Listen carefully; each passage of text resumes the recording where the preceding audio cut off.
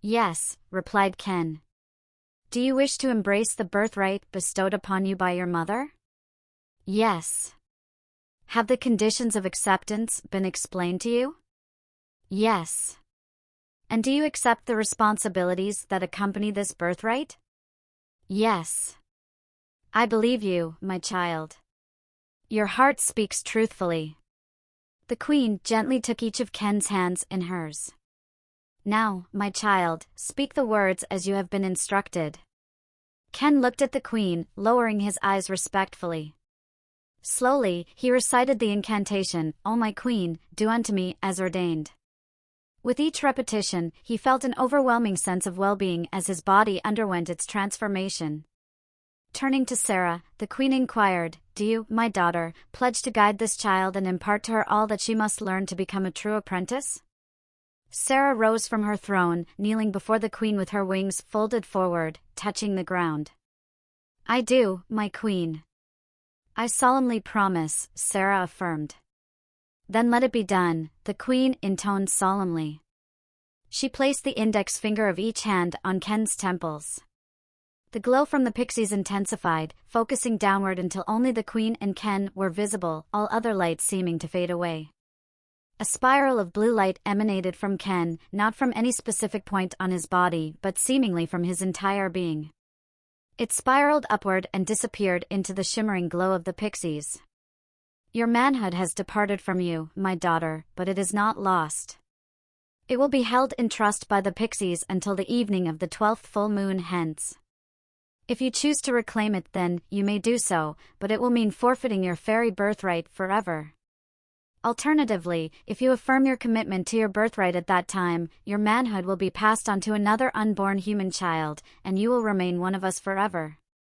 Do you understand and accept these conditions?" The Queen spoke with gentle solemnity. "Yes," came the girl's reply. "Then go. Take this candle," the Queen continued, a candle appearing magically in her hand, "and light each of the 14 candlesticks.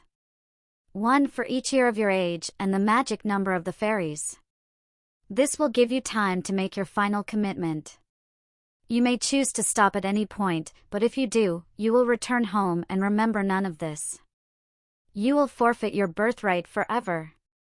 Ava took the lighted taper and proceeded to ignite each candlestick slowly and deliberately. Eventually, she stood before the 14th candle. A profound silence settled over the grotto, even the pixies paused, their glow dimming slightly. Ava sighed, not in frustration but in relief, reaching a moment of truth about herself as she lit the final candle. A cheer erupted from the onlookers, filled with happiness and joy at welcoming Ava into their ranks. Ava, initially unaware, then noticed the small pink wings that had blossomed on her back. The Queen raised her hand, quieting the tumult. She motioned for Sarah to step forward, then turned to Ava. "Welcome to our family, my child. As a gift, I grant you one magical power, the ability to appear to mortals in any form you choose, though only in appearance. Your fairy nature will remain with you always. Use this power wisely and only for good." Here, the Queen presented Ava with a golden mirror, its handle intricately carved in the likeness of an angel. "Is your mirror, bestowed upon all apprentices. Your sisters will instruct you on its use. With it, you may observe and protect the mortal whom you choose to guard, preventing harm before it occurs. Remember, my child, this is a great responsibility. Be wise, honest, and just in your guardianship, for you will be held accountable." Taking Ava's hand, the Queen led her over to Sarah, who stood within the circle. Placing Ava's hand in Sarah's, the Queen declared, "Sarah, your new daughter." Sarah and Ava embraced for a long moment, their bond deepened by the sacred ceremony. Brenda and Yulia, moved to tears of joy, looked on, as would Mary and Margaret upon meeting their new sister. Time shifted once more, though imperceptibly to mortals. Ava had seamlessly replaced Ken, erased from existence like Riley and Billy. Paradoxes simply didn't exist in the realm of fairy magic. Even Riley and Billy's memories had been wiped clean. Only Ava, her family, and her fairy sisters knew the truth, bound by secrecy. Sarah and her daughters materialized back home. It was precisely 1 minute past midnight. Time had remained suspended during their absence. Ava gasped in amazement as she glanced at the wall clock. Clearly, she had much to learn about fairy powers. "Yulia, could you please check on Mary and Margaret? I need to speak with Ava for a while," Sarah requested. "Of course, Mother. I'll wait upstairs for my new sister," Yulia replied warmly. "I'll stay up and help you get ready for bed, sis," she added to Ava. "Thank you, Yulia. I'll be up shortly," Ava responded with gratitude. Turning to Ava, Sarah took her hands and said affectionately, "Thank you, dear. You've made me so happy tonight. Are you content with the choice you've made?" "I hope so, Mother. This is all so surreal. I just hope I can handle it," Ava admitted honestly. "Ava, let me share something with you. I promised your father that I would give him a son. I fulfilled that promise, and you brought him immense joy while he was with us. If he had lived longer, I would have been content to never reveal your birthright to you. But your father was mortal, and no matter my desires, I couldn't use my magic to prolong his life. When he passed away, I was released from that promise and reminded of my duty to allow you to choose. Tonight, you made that choice, and you've made me so proud. Our family circle is now complete. You are a beautiful girl, Ava. When I saw you appear in the circle tonight with your sisters, my heart overflowed with joy." "Thank you," Sarah concluded warmly. Overwhelmed with emotion, Ava rushed into her mother's arms once more. They embraced tightly, tears streaming down their faces. A halo of pure love seemed to surround them both. The next morning, Jake woke up late, as was his habit on Saturdays, nearly noon. Stretching lazily, he suddenly felt the tightness around his neck. Instantly alert, he reached up and realized the necklace chain, previously unremovable, had tightened. The medallion, with its angelic design, pressed firmly against his throat, visible and undeniable. Shit, Jake muttered under his breath, panic rising. His first instinct was to find something to cut it off with. Desperate, he noticed something else unsettling. He now sported a pair of earrings matching the necklace's design exactly. Jake reached behind his ear to remove the earrings, but his surprise was immense when he discovered that the backing was fused with the stud. They couldn't be removed. Returning to his bedroom, he sat heavily on the bed, feeling lost for the first time. He knew he couldn't let anyone, especially his teasing sister, see him like this. It would be unbearable. For the first time, Jake felt his tough guy facade cracking. He started to cry, not realizing how much he sounded like a child. His transformation had begun, albeit slowly. Meanwhile, it was a beautiful morning for Ava. She woke up to the soothing sounds of chirping birds outside her slightly open window. The morning sun warmed her face gently, bringing a sense of tranquility. She reflected on the events of the previous night with wonder. Had she really gone through with it? Had she truly become a girl and a fairy apprentice? Recalling her confrontation with Jake and his friends the day before, Ava felt a pang of sympathy for the boys. Their fate mirrored hers, but unlike her, it was neither requested nor welcomed. Maybe, she thought, I should ask Mother to go easy on them. Opening her eyes, Ava took in her transformed room. Her mother had worked her magic, turning it into a space fit for a young teenage girl. The pastel blue and white decor matched the lace curtains with pink ribbon tiebacks perfectly. Her canopy bed, draped in white lace and pink satin, complemented the deep pile carpet of the same colors. A mirrored vanity stood against one wall, meticulously arranged with an array of cosmetics and other delights. The hand mirror from the ceremony sat prominently on her dresser, its teakwood stand intricately carved. Unable to linger in bed any longer, Ava had too much to explore on her first morning as a girl.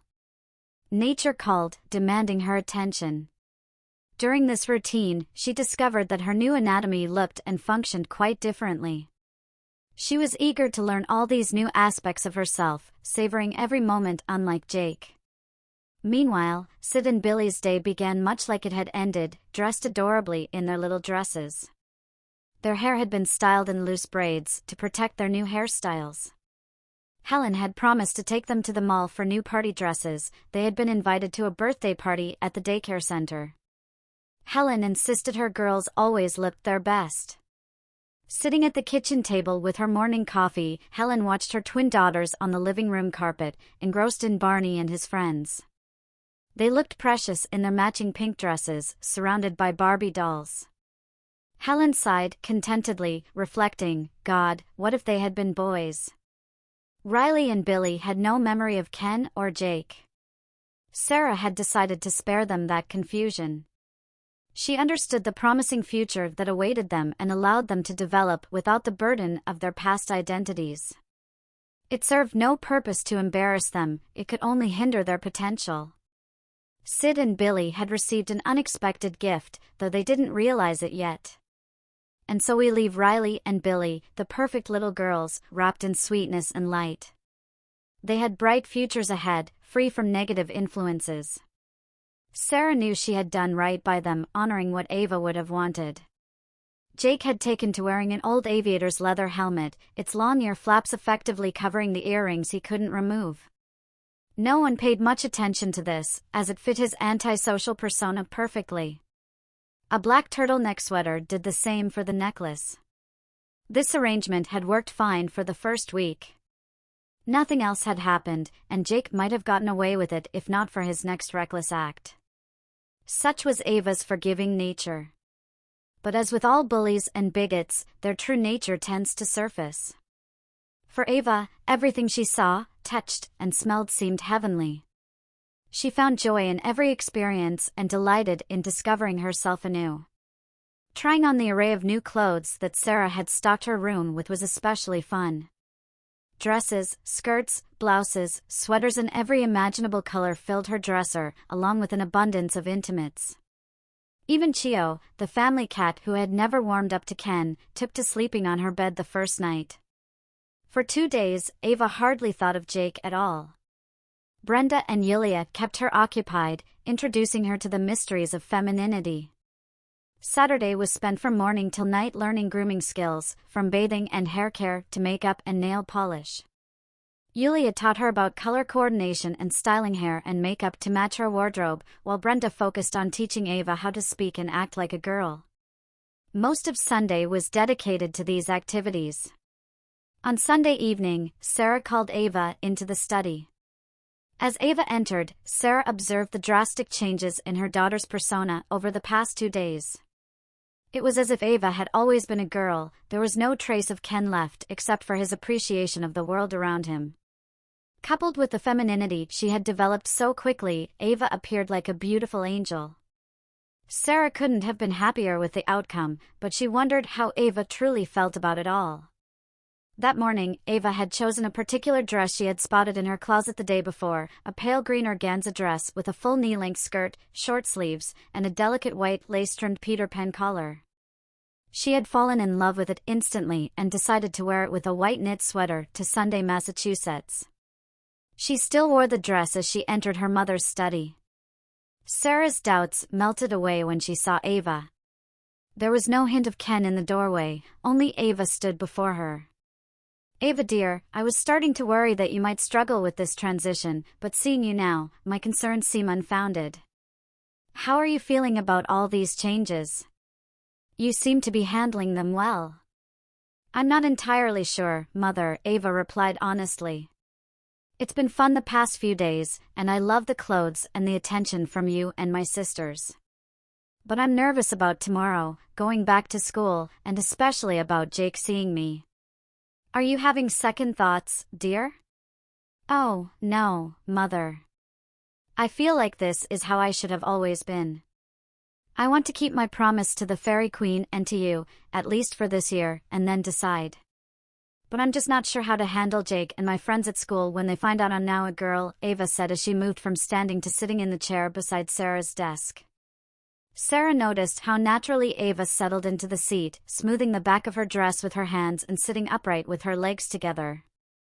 Once again, Sarah couldn't help but marvel at the feminine manners her former son seemed to be adopting so rapidly and effortlessly. She resolved to support Ava in every way possible to facilitate this transition. "Don't worry about that at all, dear," Sarah reassured her. "Remember, I'm your fairy godmother now, and you're my apprentice. We have powers to alter time, memories, and even physical appearances. Since you took on the responsibilities of an apprentice, I haven't brought up Jake and his friends. I didn't want you to be distracted from what you needed to focus on. So, I took some steps myself." Sarah proceeded to explain to Ava everything that had transpired with Sid, Billy, and Jake, and why she had intervened. "You see, dear, everything will be fine. No one will remember you as anyone other than who you are now. As for Jake, he's now your responsibility. You're his guardian now. His previous guardian didn't do a very good job." Ava sat quietly for a moment, a broad smile spreading across her face as she looked at her mother. Then, impulsively, she got up from her chair, circled around the desk, and threw her arms around Sarah's neck, hugging her tightly. Whispering in her mother's ear, Ava said, "You're wonderful, Mother. I hope I can be as good as you." Mother and daughter embraced for a long moment, their pink and white wings appearing and touching tips in a sign of their bond. Several minutes later, they broke their embrace, the transformation of Ken into Ava complete. The Fairy Queen observed this with a smile, knowing that Ava would always be a part of their world. It was only a matter of time. "Now, go on, dear. Tell your sisters to get ready. We're going out to a nice restaurant to celebrate your initiation. When we get back, I'll teach you how to use that magic mirror. Oh, and fix your makeup, your mascara is running," Sarah teased lightly. Ava laughed and blew her mother a kiss. "I love you, Mother," she said, turning to leave before Sarah could respond. Ava didn't realize it, but those words meant everything to Sarah in that moment. The bonding was complete. Sarah instructed Ava on using the mirror when they returned home. It was simply a matter of holding it with both hands and focusing on the person she wanted to observe. Alone in her room, Ava successfully brought Jake into view on her second attempt. She was surprised to see him just sitting in his room using his computer, fidgeting with the earring in his ear and appearing uncomfortable. "Maybe he's learned his lesson," Ava thought to herself with a smile as she watched. She set the mirror down and the image faded. Sitting on the edge of her bed, Ava felt relieved, trusting her mother's assurance that she would be accepted for who she now was. She changed into one of her new nighties, marveling at her transformed appearance and how she felt. Deep down, she knew she would remain Ava. Her thoughts turned to Jake as she awaited sleep, feeling compassion for him, considering him a product of his environment. She resolved to give him another chance at rehabilitation, though she wasn't optimistic. However, she decided to ask her mother to remove the necklace and earrings in the morning. Humiliating Jake wasn't how she wanted to begin her guardianship. Sleep eventually found Ava, and she dreamed of the Fairy Queen, remembering her words, "My child, be ever wise, honest, and just with the mortal you choose to be the guardian over. It is an awesome responsibility. You will be judged accordingly." As the world shifted slightly again in time and memory, Ava woke early on Monday morning. Despite knowing everyone would accept her as she appeared, she wanted to make a good first impression. She showered and applied makeup expertly, a skill that came easily after Yulia's guidance. She chose a lovely yellow and white cotton dress with white pantyhose and yellow low-heeled pumps. Her hair was arranged in twin ponytails fastened with yellow and white hair rings, daisy designs matching her dress perfectly. With a fresh coat of pink nail polish and matching lip gloss, she descended the stairs to talk to Sarah before she left for work. Brenda and Sarah were at the kitchen table, having a light breakfast when Ava entered. Brenda let out a low whistle of approval as she saw Ava. Ava blushed slightly. "Brenda, you're embarrassing her," Sarah chided. "I'm sorry, Mother." "Ava, you look lovely. Did you do all that yourself?" Brenda asked, gesturing to Ava's overall appearance. "Yes," Ava replied. Yulia helped me a lot this weekend. I'll say. For an ex-boy, you've really taken to this girl stuff like a pro, Brenda teased. Ava blushed again, but Sarah quickly changed the subject, sensing Ava's discomfort. How about some breakfast, dear? She offered. Thanks, Mother. Just toast and juice, Ava replied. Gotta watch that figure now, sis, Yulia chimed in as she entered the kitchen. Mary and Margaret followed behind her, and the room filled with giggles for a moment. Sarah brought the conversation back to order, setting breakfast on the table and leading the grace before the meal. The chatter turned to casual topics, with everyone expressing excitement about having Ava with them now. Mary and Margaret were particularly eager to spend time and play with her. Sarah let them chatter for a while but eventually quieted them down, sensing Ava had something on her mind. Ava, I sense something's troubling you, and I think I know what it is, Sarah said gently. Ava then shared with her mother what she wanted to do about Jake and her reasons why, and the other girls listened intently.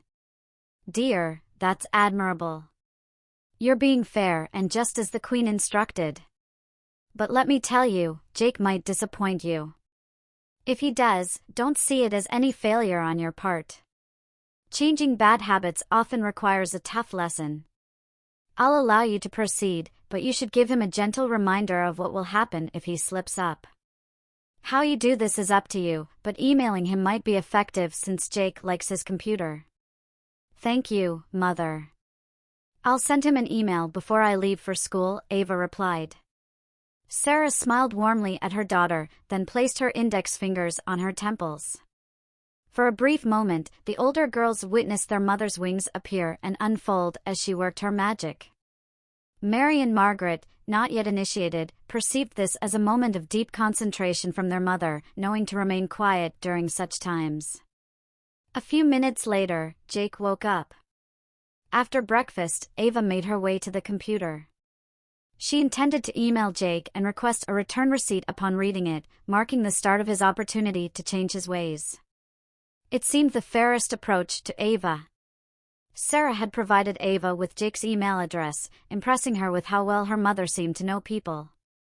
Ava hoped she would be as adept a fairy godmother when her own time came. Ava logged in and began typing. Dear Jake. You may not know me, but I'm aware of you and your reputation as a bully and jock. I want to offer you some advice. I am your guardian fairy. You may not believe it, but I can prove it to you. You've recently had an experience where you were compelled to wear a girl's necklace and earrings. Despite your efforts, you couldn't remove them, but today they're gone. These items were given to you to teach you a lesson. Don't judge or condemn others just because they're different from you. You might find yourself sharing their fate. I'll be watching you. You have 2 opportunities to begin treating others with respect and kindness. If you disregard this warning, starting with the 3rd offense, you'll receive lessons you may not appreciate. As a hint, I'll leave you with this modified poem.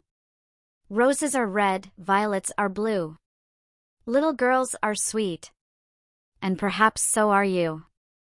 Your guardian fairy. KB. Satisfied with her message, Ava logged off.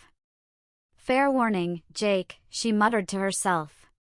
Sarah entered the room and read the printed copy. Very well done, dear. That should get his attention. It's a fair warning indeed. Now off you go. Your first day at school as a girl should be interesting, and you won't want to miss it. Ava stood from the computer and kissed her mother's cheek. Thanks, Mom. I'll see you this evening. Goodbye, dear. Don't forget your sweater. I've hung the white knit one by the door. Okay, Mother, Ava replied. She picked up the sweater and her school bag. Ava smiled as she noticed her school bag had changed from its old navy blue to a vibrant hot pink, now labeled with her name, Ava Brewster. Mother thought of everything, she thought to herself. Closing the door behind her, Ava found herself skipping happily down the walkway toward the bus stop. The alarm blared, pulling Jake out of his dreamy state. He swung his legs off the bed and trudged into the bathroom. After relieving himself, he turned on the shower, waiting for it to warm up. While idly staring into the mirror, he realized something was off. He squinted, trying to recall what it was, then it hit him. "What the?" he muttered, feeling his neck and ears in disbelief. They were bare, no necklace, no earrings, not even the holes in his earlobes. Jake stood there, staring at himself for a long moment, only snapping out of his reverie when steam from the shower began to fill the room. Relief washed over him. Must have been a bad dream, he concluded. After finishing his shower and shaving, Jake returned to his room. To be certain, he searched everywhere, bed, floor, even his clothes from the previous day. There was no trace of the earrings and necklace. Just a weird dream, he reassured himself, feeling a wave of relief. Thank God, that would have been embarrassing, he chuckled softly. Jake finished dressing and sat down at his computer. He habitually checked his email in the morning, finding only one message today. He noted the sender's address and chuckled dismissively. He almost deleted the message from guardianangel3@fairynet.net, assuming it to be some prank or nonsense, but curiosity got the better of him. As he read it, a surge of unease hit him. Damn. Someone knows about that jewelry, he muttered, trying in vain to trace the email's origin for another 10 minutes. Frustrated, Jake shut off his computer and headed for the bus stop, his day beginning on a sour note. Meanwhile, as Ava reached the end of her walkway, Rebecca and Allison Henderson, along with their brother Nathan, emerged from their house across the street. Ava had been good friends with Nathan ever since moving to town. The two families had quickly bonded, perhaps due to the shared circumstance of being single-parent households raising twins. Allison and Rebecca, a year younger than Ava, were inseparable, while Nathan, just a few months older, often joined their company. "Hey Ava, wait up!" Nathan called out as they approached. Ava paused, noting that Nathan had used her new name without hesitation. The first test, she thought nervously. The three siblings crossed the street to join Ava, immediately launching into friendly banter and compliments about her outfit. There was no hint of anything amiss. Ava relaxed, realizing her mother's magic had worked seamlessly. She was Ava now, fully and unquestionably accepted. Ava was pleasantly surprised when Nathan offered to carry her school bag, feeling a wave of gratitude for her supportive friends. Gratefully, Ava accepted the offer from Nathan and handed over her bag. The younger girls began to giggle. "Go on, Nathan." "Ask her," Rebecca prompted amidst more laughter. Ava looked at Nathan curiously. "Ask me what?" she inquired. "Well, Nathan started, faltering briefly before regaining his composure. "Would you like to go with me to the school dance this Friday?" The girls giggled again, chanting teasingly, "Nathan has a girlfriend." Ava was taken aback by the unexpected invitation. She blushed deeply, momentarily saved by the arrival of the school bus at the stop. Rebecca and Allison boarded first. Turning to Nathan with a smile, Ava whispered, "I'd be honored, Nate. Thank you for asking me." The bus, half-filled, welcomed Ava without anyone batting an eyelash as she took her seat among her friends. As she settled in, Ava noticed Jake at the back of the bus, sitting with another high school boy, engaging in his usual antics. She couldn't help but lament the town's decision to share buses between middle and high school students, which often led to bullying and intimidation, particularly from Jake. Reflecting on the contrasting atmosphere at St. Mary's, where such behavior was frowned upon, Ava felt relieved that her new school environment seemed accepting. Jake didn't recognize her at all, dismissing her as just another middle school girl not worth his attention, unless, of course, they sought his attention. Feeling validated by the acceptance of her classmates, Ava's confidence grew. She knew she could focus on her mission with Jake without worrying about her own integration into the school. When the bus made its first stop at the high school to drop off the older students, Ava took out a small pink post-it pad from her purse and hastily scribbled a note. As Jake hurried past her seat, she discreetly stuck it onto his school bag. Oblivious to the note, Jake continued on, absorbed in his own world. The rest of Ava's day was spent adjusting to her new role in school.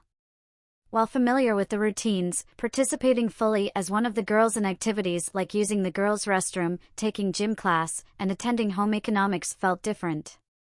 Ava navigated these situations with a mix of confidence and awkwardness, learning quickly how to deflect unwanted attention from former male classmates. Exhausted but satisfied by her first day's experiences, Ava boarded the bus for her ride home. She scanned the bus for Jake but didn't see him. Nathan joined her, taking the seat next to her, while his sisters giggled and teased as they passed by.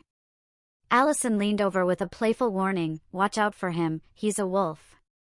Nathan playfully swatted his sister and Ava smiled, appreciating Nathan's growing friendship even more. Earlier that day, Jake reverted to his usual self, pushing aside the bizarre incident with the necklace and earrings. Out of sight, out of mind, as the saying goes. He bumped into Lou on his way to the bus stop and, finding no one better to hang out with, allowed him to tag along. Although Jake had been looking for a couple of other friends, for some reason he couldn't recall who they were. Jake and Lou parted ways in the hallway since they had different homerooms but agreed to meet at the coffee shop after school. At his locker, Jake noticed a note stuck to the side of his bag. Anyone keenly observing would have noticed the color draining from Jake's face, replaced by a flush of rage. With a closed fist, Jake slammed the locker door, leaving a noticeable dent. Other students in the hallway gave him a wide berth as he launched into a tirade of profanity, punching the locker repeatedly. "It's some girl. I know it's some girl. Probably pissed 'cause I dumped her or something. You bitch. Just wait, I'll find you.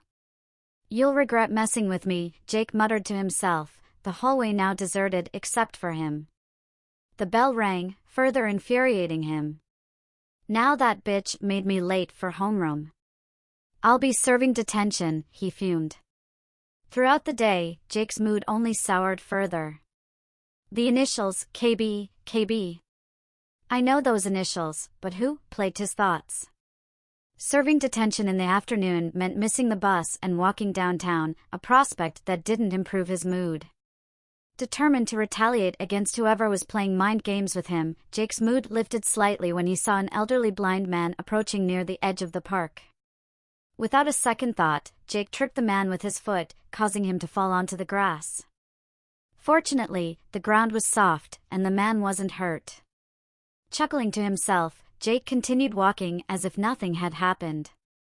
Meanwhile, Ava had been observing Jake through her magic mirror. "Strike one, Jake. I think it's time for us to have a chat soon," she remarked to the image. Ava called her mother at work, briefing her on the day's events before requesting a bit of magical assistance. Sarah agreed, seeing it as a valuable lesson. Seated at her computer, Ava composed another email to Jake. "Jake. I witnessed what happened with the blind man. That wasn't my intention when I sent you the message this morning. Consider this strike one. You really need to work on your attitude towards others before it's too late. I believe there's a better side to you if you'd only make an effort. As proof of my sincerity, check your feet tomorrow morning. I genuinely care about your future. Your guardian fairy. KB." Later that evening, Jake read the second email. His mood soured instantly. He had never felt so powerless. Frustrated, he deleted the message and shut down his computer. Stripping down to his birthday suit, he climbed into bed. Sleep eluded him as he lay there, seething over feeling manipulated and helpless. The next morning, Jake groggily woke up and stumbled out of bed, throwing on his bathrobe. Rubbing his eyes, he wandered into the kitchen and grabbed the orange juice from the fridge. His mother and sister were already at the breakfast table, giggling. Lauren pointed and laughed. "Those are pretty, Jake." "Nicer than any of mine," she giggled. His mother joined in, covering her mouth to stifle her laughter. "Jake, they really suit you." "Where did you get them?" she asked, teasingly. Jake looked down at his feet in confusion. He was wearing the prettiest pink anklets trimmed with 2 rows of ruffled white lace, the kind meant for girls in party dresses. Shocked, Jake dropped the orange juice and fled to his room, his heart pounding with fear, a feeling foreign to him. He couldn't even identify it, only that he needed to get the Sissy socks off. Not knowing how they got there terrified him. For someone used to control, these inexplicable events were shaking his confidence. Removing the anklets revealed perfectly applied, glossy bright pink nail polish on meticulously pedicured toes. It dawned on him then, the email from the previous night. Anger, humiliation, and frustration overwhelmed him in a mixture of emotions. For the first time in a long while, Jake was at a loss. For the second time in less than a week, tears streamed down his face. Ava observed the episode through her mirror. Following her mother's instructions, she rotated the mirror in her hands, dispelling the spell unnoticed by Jake in his moment of self-pity. The anklets vanished and his toenails returned to normal. However, for several days afterward, Jake endured strange looks and giggles from his mother and sister. Human nature dictated that true changes in personality only occur after lessons are taught, with potential for regression when those lessons are forgotten. This proved true for Jake. The unsettling events had shaken him so profoundly that he felt he was treading on eggshells for nearly a month. During that time, he conscientiously avoided bullying and even showed kindness to his sister Lauren. Despite his efforts to trace the mysterious email, Jake found no leads. A month passed without any further signs of intrusion into his machismo, allowing him to gradually revert to his former self. Old habits die hard. Meanwhile, Ava's feminine identity developed rapidly. New hormones played their role, complemented by her mother and sisters treating her seamlessly as if she had always been a girl. Everything around her exuded femininity, a deliberate effort by Brenda and Yulia to ensure Ava's complete integration. Though she appreciated the attention, Ava privately struggled to retain traces of her former self, partly to maintain perspective. She delighted in the affection Nathan Henderson showed her, buoyed further by the matchmaking efforts of his sisters, Rebecca and Allison. The group, including Nathan and Ava, attended the school dance together, sparking a budding romance, and the Henderson sisters' continued efforts at playing matchmaker. One Friday afternoon, almost a month after Jake's unsettling encounter with the necklace, he returned home in relatively high spirits. With Lauren away for a sleepover and his mother at a beauty convention, Jake relished the solitude. Checking the mail, he found a notification postcard advising him of a package at Pack Mail, delivered 3 weeks earlier. Perplexed, as he hadn't ordered anything, Jake decided to pick it up. Little did he know what awaited him, a decision he would have reconsidered had he known the consequences. After a few phone calls to friends inviting them over for a party, Jake retrieved the box from Pack Mail and opened it in his bedroom. As he laid out its contents on his bed, a look of realization crossed his face, followed by a wicked smile. Ken Brewster. That wimpy sissy! Jake exclaimed aloud, recalling whom the items were intended for. Ava sensed her name being mentioned by Jake, a part of the gift she possessed. She lifted her magic mirror, and there he was, holding a dress. Initially puzzled, understanding soon dawned on her. Why, Jake, that's a lovely dress and petticoat. I wonder who that's for, she mused aloud to the mirror, knowingly. Ava decided to wait and see what his next move would be. Later that evening, Ava recounted what she had seen in the mirror to Sarah. Her mother listened intently, concerned about her daughter's safety and resolved to monitor the situation discreetly. Ava dear, I want you to be cautious in the coming days. If Jake remembers and becomes vengeful, you could be at risk. I'll keep a close eye on him, and if I see anything I don't like, I'll intervene. Do you understand? Sarah said with a worried tone. Yes, Mother. I understand. I'll be careful, Ava replied earnestly. Good. You keep an eye on Jake, and I'll watch you both. But if he does something foolish, he'll get the necklace and earrings back, and then some, Sarah added, her tone lightening a bit. Now, let's you and I make supper. Brenda and Yulia will be home shortly, and they might appreciate a treat for a change. Over the next 2 days, Jake searched for Ken diligently but without success. He kept watch at school and even from a park near Ken's house. He saw Ava's sisters coming and going, observed Ava herself a couple of times, but couldn't make the connection. Ava, aware of Jake's surveillance, ensured her appearance was as feminine as possible. She felt a bit mischievous, setting Jake up to see how he would react. Her primary concern was Jake's well-being and helping him become a more respectful person. Jake, on the other hand, grew increasingly perplexed. He was almost certain Ken lived there with his 4 sisters, yet he had seen 5 different girls coming and going, none of them Ken. He tried to enlist his buddies Sid and Billy for help but couldn't find them. When he visited their house, he found a note indicating they were away, which left him feeling frustrated and alone. Early on Saturday morning, the 3rd day of his search, luck seemed to favor him, or so he thought. Jake staked out a corner where he could watch Ken's house without being seen. After about an hour, a wide grin spread across his face. He spotted Ken in a second-floor window of the house. Jake waited, ready to put his plan into action. He picked up a flat gray clothes box from a nearby bench and tucked it under his arm. 15 minutes later, Ken emerged from the house, dressed similarly to the day they had encountered each other outside the coffee shop. This time, however, Ken had his hair pulled back in a high ponytail with a pink scrunchie, wore pink shorts and a white tank top, and sported pink and white sneakers without socks. Ava was well aware of Jake's attempts to locate her alter ego. She had observed his movements through her magic mirror and consulted Sarah on what to do. After pondering for a while, Sarah entered Ava's bedroom and sat on the edge of her bed. "Ava dear, I know you want to help Jake become a better person. I'm glad you feel that way, and I have a few suggestions. But remember, Jake is ultimately responsible for his actions.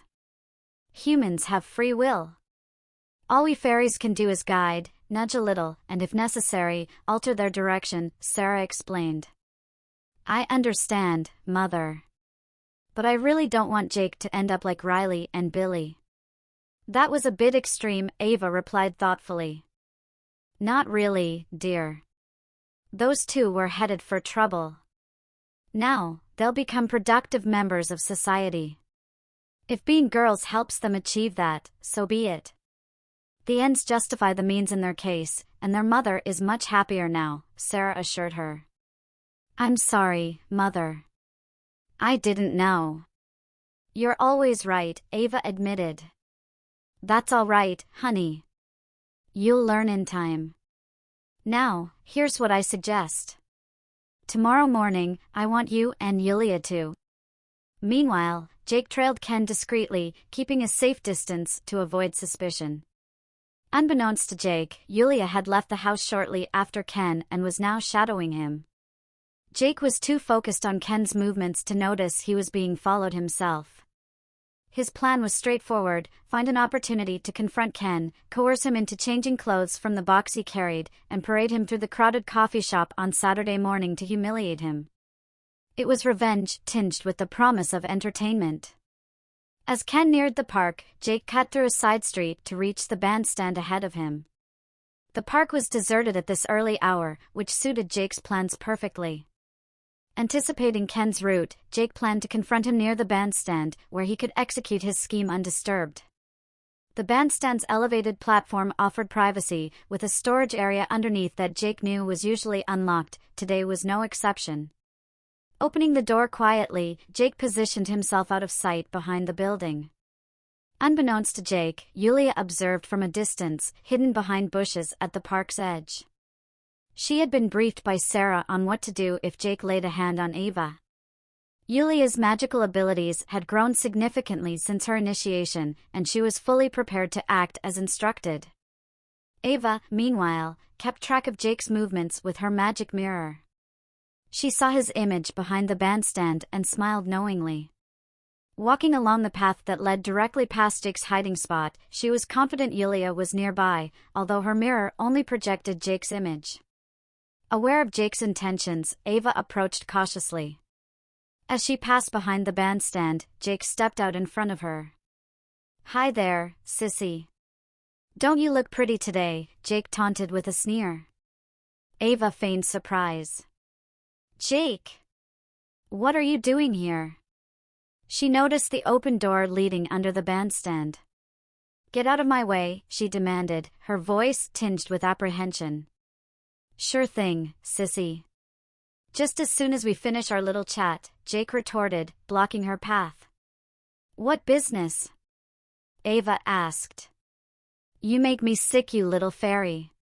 You look and act more like a girl than a boy. So I decided to help you along a little. Jake said, obviously enjoying the fear his was causing.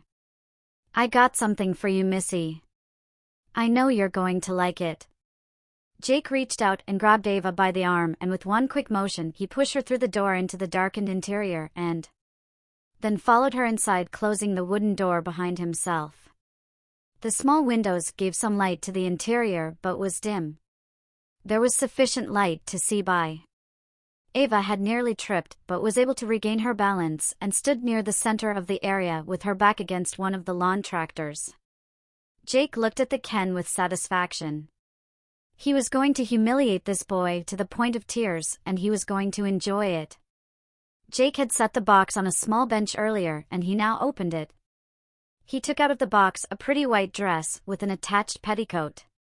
The dress had a pink satin sash fastened in the back with a large bow. The collar and short puff sleeves were trimmed in pink lace. The attached petticoat was hemmed in white lace that just peeked out under the hem of the dress. Jake spread out the tissue that was in the box and laid the dress on top. He then opened a package of white tights that were delicately embroidered pink roses and laid those on top of the dress. Turning to Ava, he snickered. Let's see what kind of a girl you really are. Strip. Jake. Don't do this. You don't know what you are getting into. Look, let me go, and we will forget all about this. Ava pleaded. To some extent she was pleading for Jake's own good. Shut up, Sissy. I said strip. I want to see you in this dress. You want to act like a girl, then I'll help you look like a real one. Jake reached out and grabbed the top of Ava's tank top and pulled to emphasize his point.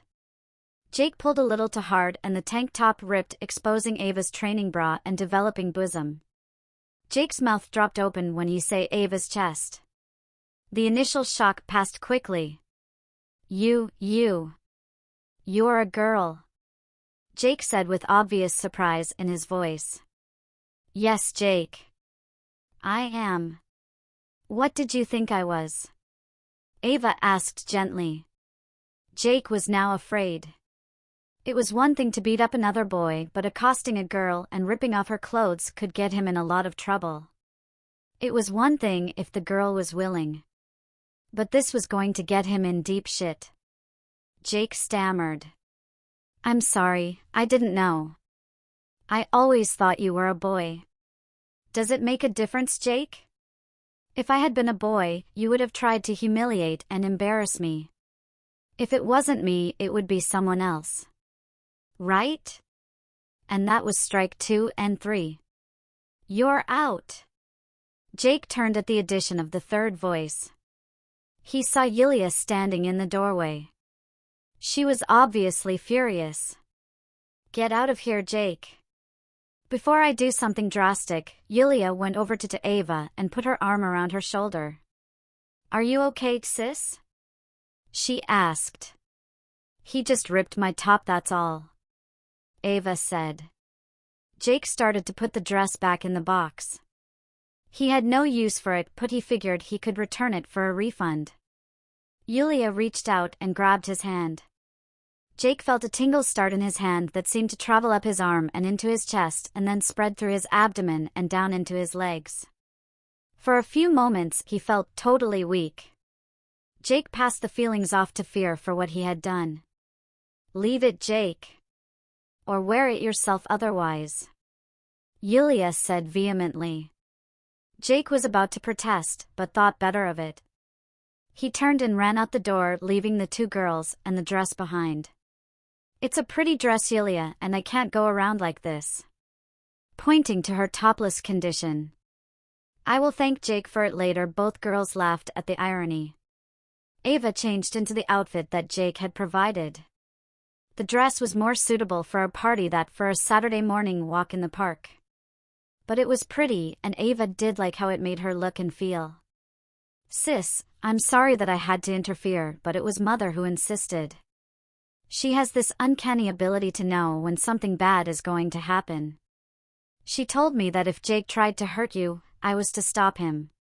Permanently," Yulia said as they walked away from the bandstand. "So what happens to Jake now, Yulia? I saw you pass on a spell when you touched his hand," Ava asked. "Well, let's just say that he will be a lot more gentle soon. But he will need some new dresses. A lot smaller than the one he just left with you. And he will be a lot more responsive to you as his guardian. Little girls are like that." Ava and Yulia made eye contact for a moment as they walked. Then they both broke out in spontaneous giggling. Jake fled from the park, feeling a sense of safety. He doubted the girls would report his foolish stunt, but he decided it wise to steer clear of them for a few days. Deep in thought, he headed home, oblivious to the stares from the few people he passed along the way. It wasn't every day that someone saw a 6-foot, muscular young man adorned with earrings, red nail polish, lipstick, and pretty pink anklets with lace trim. Jake remained unaware of the attention as he pondered his recent actions. By the time Jake reached home, something had already changed profoundly. He appeared 4 inches shorter, and his hair had grown at least 6 inches longer. The Jake who entered his house that fateful Saturday morning was markedly different from the person who had left just hours earlier. Yulia's magic had already begun to feminize his appearance, although not enough to completely obscure his identity to those who knew him. As Jake walked through the front door, his sister Lauren was descending the stairs. Upon seeing him, she halted abruptly and nearly stumbled. Her surprise turned to uncontrollable laughter. Hearing the commotion, their mother emerged from the kitchen into the foyer. She took one look at Jake and couldn't help but laugh, though she quickly stifled it. "Jake, what have you been up to? You look like a girl," his mother exclaimed with a mix of amusement and concern. Confused and irritated, Jake protested, "What are you talking about?" His voice now half an octave higher than usual. "Jake, go into the bathroom and look in the mirror. Then you tell me what's going on," his mother replied seriously. Reluctantly, Jake obeyed. Moments later, a high-pitched scream echoed through the house, startling everyone. Beth turned to her daughter Lauren, asking with concern, "Now what did you do to your sister this time?" "Nothing, Mother." "She was sitting on the front porch, and then she came running into the house screaming," Lauren replied innocently. Beth opened the bathroom door to find the little girl sitting on the vanity chair, clutching her teddy bear to her chest. Her hand looked swollen. "What's the matter, dear?" Beth asked gently. "I think I got stung by a bee or something," the girl replied tearfully. Beth knelt beside her daughter, taking her hand. "Don't cry, dear. Mommy will fix up that big bad sting." The little girl in the pink nightie managed a weak smile at her mother's comforting words. Ultimately, it was Lauren who would teach her new 5-year-old sister, Grace, all the necessary things about being a little girl. The two sisters quickly became fast and close friends. Grace was adorable in her cute dresses and proved to be the friendliest child anyone could remember. For Jake, the circle had closed. He found himself back in skirts once again. Epilogue *: the coffee shop soon became the favored spot for all the girls in town to hang out. The Barbie theme didn't quite attract the boys, who preferred the recently opened pool hall in Greenwood. Grace reunited with Riley and Billy at daycare, and the 3 girls became inseparable friends as they grew up. When Ava turned 15, she made the decision to follow in her mother's footsteps, embracing both her fairy heritage and her identity as a girl.